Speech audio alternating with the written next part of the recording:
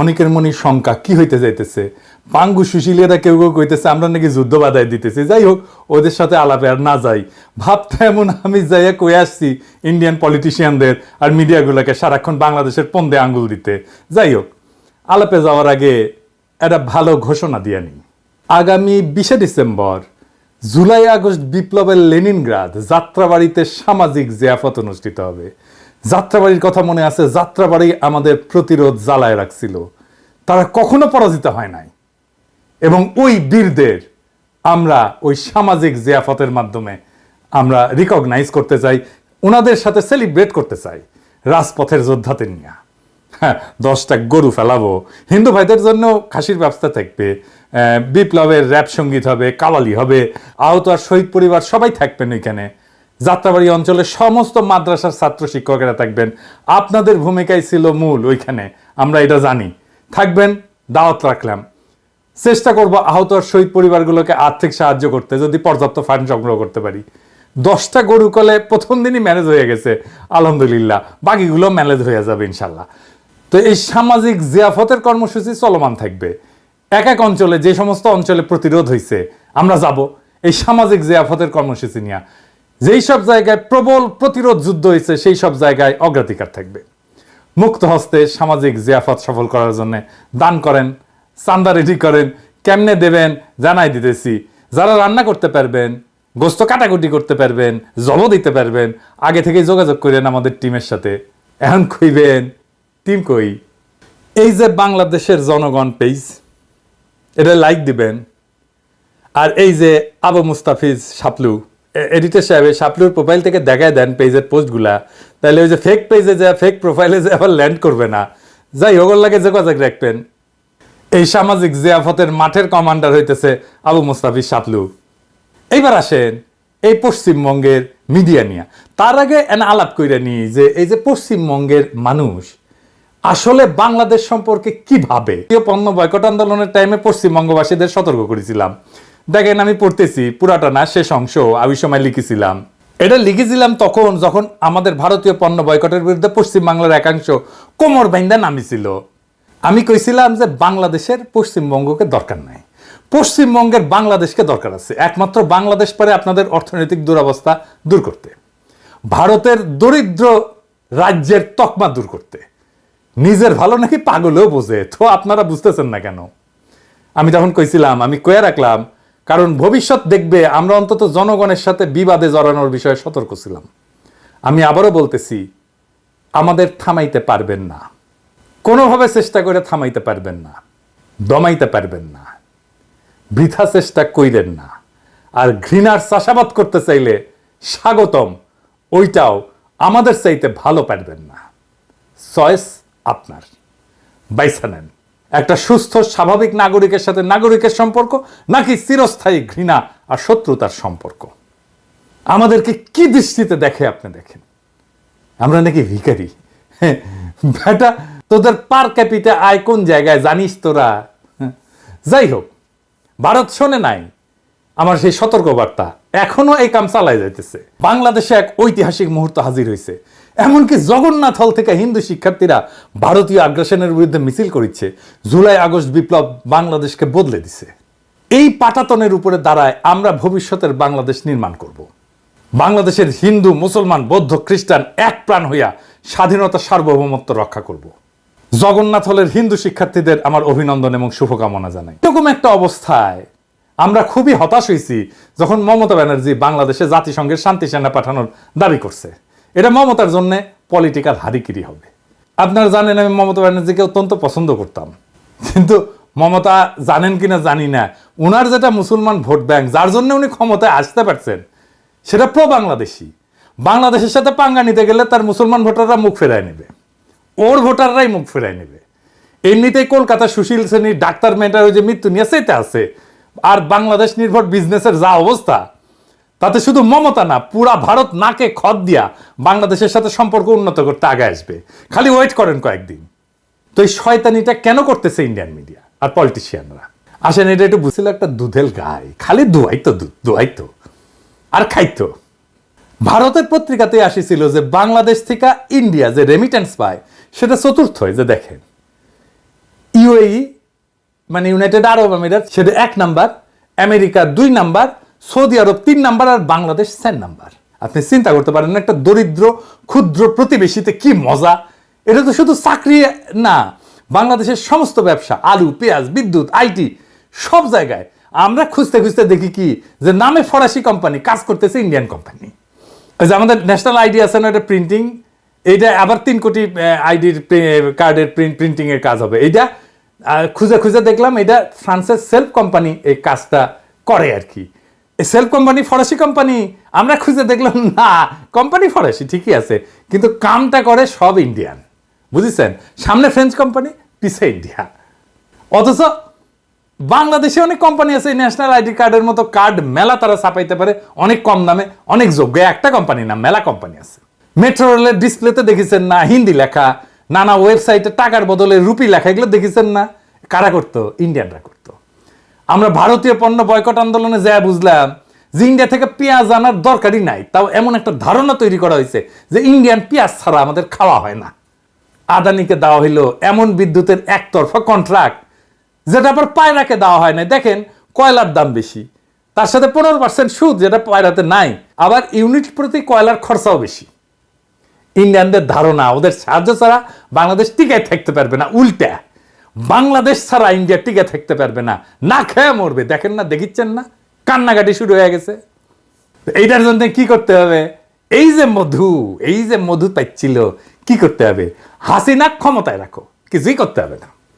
হাসিনা মাইরা কাইটা সাফা করে ফেলবে দেশের মানুষকে, তার বিরুদ্ধে যত রাজনৈতিক লড়াই হবে সারা দুনিয়া বলবে এরা জঙ্গি, এরা ইসলামী মৌলবাদী। এটা কাজ করতেছিল। কেন করতেছিল কয়া দিই যদি ভুলে না যায়, কারণ পরিবর্তিত পরিস্থিতিতে জ্বালাই করে নেওয়া দরকার। বুশের আমলে মুসলমানদের বিরুদ্ধে নিছিল একটা পলিসি, সন্ত্রাসের বিরুদ্ধে অনন্ত যুদ্ধের পরিকল্পনা, মানে সারা দুনিয়া মুসলমান পিটাবে। এইটা সে সারা দুনিয়া ছড়ায়। ইন্ডিয়া কয় আরে আমরা তো সেই 47 সাল থেকে কাশ্মীরে ইসলামী জঙ্গিদের বিরুদ্ধে ফাইট দিতেছি, হামাক নাও, আমি মারিচ্ছি মুসলমানদের। হাসিনা কয় আরে আমরা তো সেই 1971 সাল থেকে এই জঙ্গিদের বিরুদ্ধে ফাইট করিচ্ছি, হামাক নাও। এই যে দেখো না জামাত, ওই তো জঙ্গি। আমেরিকা কয় আসো, তুমি আসো, তাই তুমি তো ছুডো, তোমার বড় ভাই ইন্ডিয়া দেখবে তোমাকে, ওর কথা মতো চইলো, আমার তো এত টাইম নাই। তো এভাবে শুরু হইল হাসিনা ইন্ডিয়ার সংসার। প্রথম ভাতারা ছিল কংগ্রেস, তারপর কংগ্রেস ক্ষমতার থেকে পাশে লাথি দিয়া মোদি হটায় দিল, হাসিনা তালাক হইল। হ্যাঁ, কিন্তু ইদ্যৎকাল শেষ হওয়ার আগেই মোদির লগে নিকা বসলো। এটা দেশের মানুষ ঠিকই বুঝিচ্ছিল যে হাসিনার ঠিকানা হইতেছে মোদির বিছানা। এটা করে দেখান না কি কি স্লোগান দিছিল আমার ক্ষুদ্র ভ্রাতার ভগিনীরা, বিপ্লবী ছাত্র জনতায়, তারা উন্মাদ হয়ে গেছে। আমি কিন্তু কইতেছি সম্ভাবনা এখনো হাতছাড়া হয়নি। তারা জানে হাসিনা বা হাসিনার দলকে ফিরাইতে পারবে না ক্ষমতায়। তাহলে তারা কি চায় এটা বুঝলে আপনি ভারতের পুরো স্ট্র্যাটেজি বুঝবেন। কি সেটা? আসেন সেটা দেখি। সেটা কে করে দিবে? প্রেস সচিবই করে দিবে। প্রেস রিলিজ দেওয়া কি মিডিয়া স্ট্র্যাটেজি নাকি? আর ওই যে সাংবাদিকদের সাথে কথা বলা এটা মিডিয়া স্ট্র্যাটেজি নাকি? এটা তো না, মিডিয়া স্ট্র্যাটেজি অন্য জিনিস। ওই জানেই না ক্যাঙ্কা করে মিডিয়া স্ট্র্যাটেজি তৈরি করা লাগে। আমি আর একটা এপিসোড করবনি ওই মিডিয়া স্ট্র্যাটেজি ক্যাঙ্কা করে তৈরি করতে হয়, কি কি মিডিয়া স্ট্র্যাটেজি করা যেতে পারতো করবনি আর একটা পরে।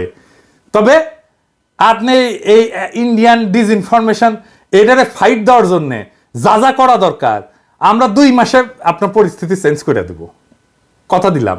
আওয়াজ দিবেন, আমরা আসবো। কন্ডিশন একটাই, আপনাকে প্রফেসর ইউনূস আপনাকে সাহায্য চাইতে হবে। সাহায্য না নিলে অসুবিধা নাই, জাতি জানলো আমরা তৈরি ছিলাম। নিজের কাছেও পরিষ্কার থাকবো, আমরা আমাদের কর্তব্য বিস্তৃত হই নাই। পরিকল্পনা তৈরি আছে, আপনার কাছের লোক আমাদের কাছে চাইছে, তৈরি করে রেখে দিছি, কিন্তু আপনাকে চাইতে হবে। না চাইলে দেব না। আপনি না চাইলে ওই পরিকল্পনা কাগজেই থাকবে, ওটা বাস্তবায়িত হবে না। আপনি চান, পরিকল্পনা বাস্তবায়িত হবে। এরপরে দেখবেন বিপ্লবকে কিভাবে রক্ষা করতে হয়, ইন্ডিয়ারে কিভাবে দৌড়ের উপরে রাখতে হয়, ওই কাম আমরা খুব ভালো পারি। ইনকিলাব জিন্দাবাদ। শেখ হাসিনাকে চুপ থাকতে বলায় ডক্টর ইউনূসের প্রতি নারাজ ভারত। ভারতীয় বার্তা সংস্থা পিটিআইকে সম্প্রতি একটি সাক্ষাৎকার দিয়েছেন অন্তর্বর্তীন সরকারের প্রধান উপদেষ্টা ডক্টর মোহাম্মদ ইউনূস। এই সাক্ষাৎকারে সাবেক প্রধানমন্ত্রী শেখ হাসিনা সীমান্ত হত্যা এবং তিস্তার পানি বণ্টন বিভিন্ন ইস্যু নিয়ে কথা বলেছেন তিনি। তবে পিটিআইকে দেয়া সাক্ষাৎকারটি ভালোভাবে নেয়নি ভারত।